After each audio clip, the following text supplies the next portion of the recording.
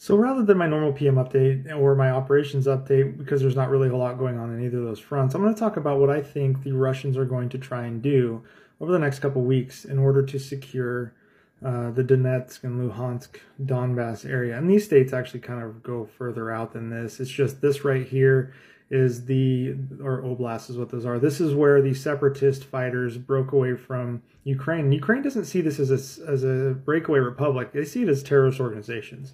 Russia defines them as more of a breakaway republic.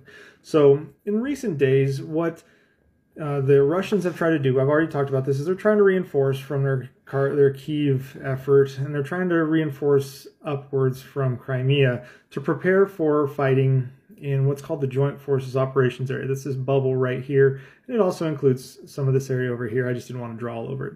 So what they're doing lately is they're trying to build up enough of a force to where they can come in through here and link up with the force coming here and then cut off this whole area.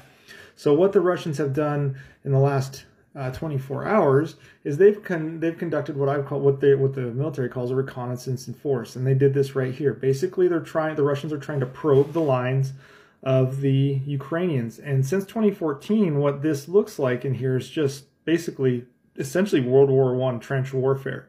The Ukrainians have 8 years of buildup, and so the Russians are trying to find a way to exploit that and find what's called a breakthrough. If they do find a breakthrough, the Russians will launch artillery and try to destroy that breakthrough and get through. Now, when the Russians tried to do this recently, they failed, and the Ukrainians destroyed the unit trying to do it. But now the Russians are reinforcing with a larger force, and they're going to start trying to probe these areas. And if they do find a breakthrough, they will exploit it, and then we'll see a major battle take place to try to clear a gap for Russian forces to move in. Meanwhile, that's trying to draw the forces on what's called the shoulders, these areas over here, draw the forces downward into here so that more forces can move and link up and then cut off everything in this area. So if that takes place, the Russians could be successful. It's highly unlikely they are. Their units are severely degraded. There's a lot of problems with them, and their equipment and logistics may not support that. So what can Ukraine do? Well, Ukraine can maintain its defenses as of right now along this area, and it's getting kind of messy here, but it also needs to remain agile and lean on the technology of drones and as well as the intelligence it's getting from Western intelligence to be able to move rapidly to reinforce when Russians start to show their hand.